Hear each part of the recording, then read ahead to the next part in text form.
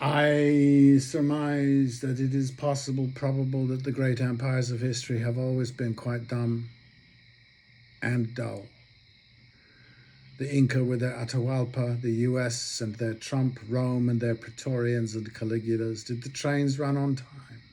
Ask yourself to rub knees with that famous example, possibly.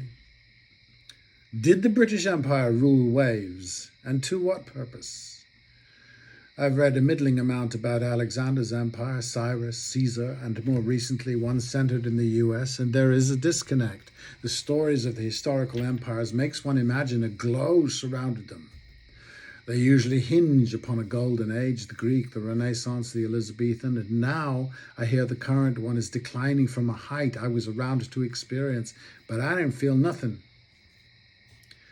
Maybe that was the same in Athens. Was there a buzz during the building phase of Pericles, or more likely a swollen pride at slavery and military terrorism?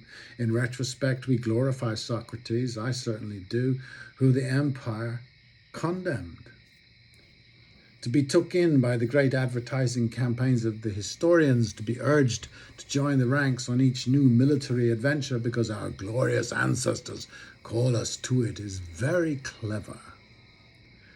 Now at last we can awake from the nightmare of our collective American dream, if we're brave, insisting lazily they are the champions of human rights as they double down in support of the apartheid state of Israel and many others. A cursory read will show evidence of this hypocrisy since the founding, since 1492 really, when the Catholic drug was taken, and on we went with spiritually redeemed atrocities and riches unimagined. Empires are defined by various controls of the creatures who inhabit and work them. The Kafka bureaucrat, the ticket collector, the mass production riveter, the obedient soldier, the post office workman, not the postman, the man or woman who gets out into the world with their wee truck and encounter people and dogs. There is at least the possibility of adventure. For this diminution, otherwise we are offered security, safety, and TV. Retirements, enough to support our families, not anymore. I imagine, and I worked a while in these industries when I was young, and every day was an adventure, but then I was me. That the workplace needn't be a drudgery, a toxic place, a diminisher. And not just these cliches. I worked around some corporations, serving lunches, hors d'oeuvres at functions, and watched them. The regimentation and the suits and the controlled language and the dull, honoured visitor from the London office introducing the latest campaign in marketing, bullet points, marketing of toilet paper. The kindergarten rituals of well-paid, the clubs, paid for what I never understood. Billions of bums need toilet paper. The industry is useful in providing it, but here I'm serving lobster to a crew that hasn't lifted a finger in production, transportation, nor application, dining like kings. The rewards here are greater than with the postman, but still the distortion of the human being, the regimentation, the non-discussion, the reverence for form and little else drives us where? A question came up yesterday to me: what is it with these successful, powerful men and underage girls? What is that? Couldn't Prince Andrew have had his pick of adults? An adult? We could say, well, certain characteristics in men, successful men, blah, blah, blah. We could, but we don't. But the weirdest look to me is that they do this together. They all get together and have parties and chuckle and chortle and make jokes. And Jeffrey and Donald and Andrew. Yeah. It is all murky territory with our censorious belief systems, but it seems like cocaine that there is one law for the Bronx and one for the Upper East Side.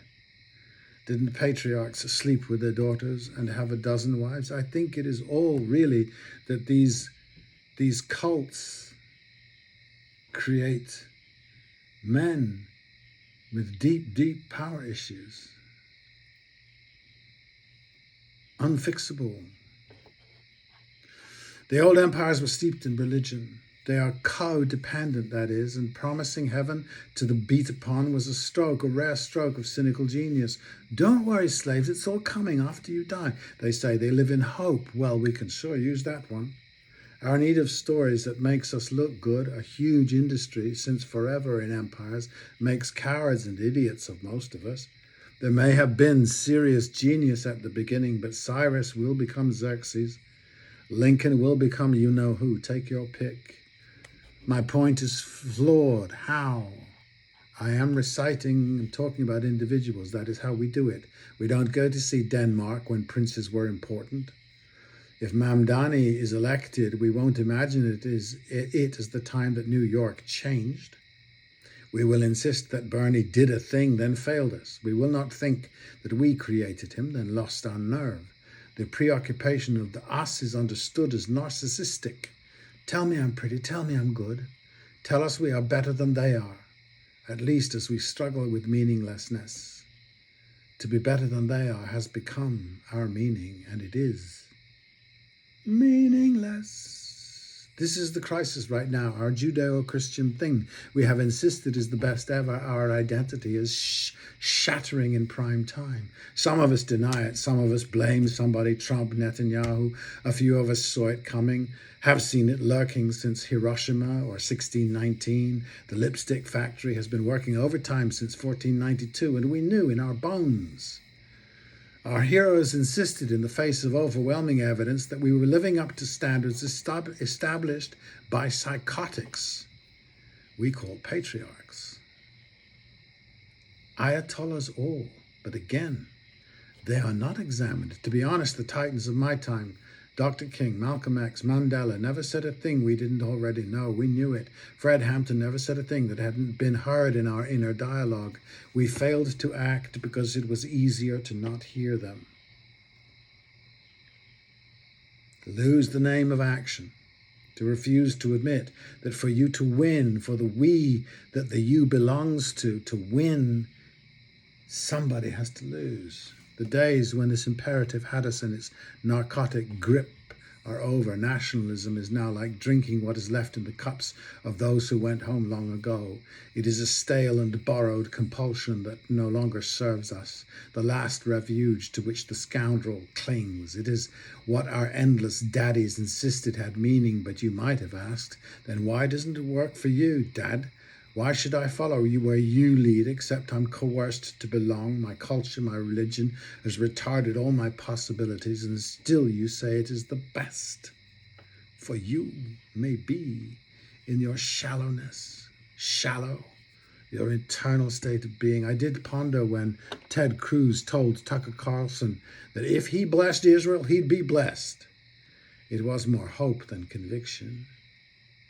The mighty Dr. Roy Casagrande quipped, he often does, it is usually endearing, that the hunter-gatherer, after the long 2 hours work a day, did very little with their time, or very little interesting.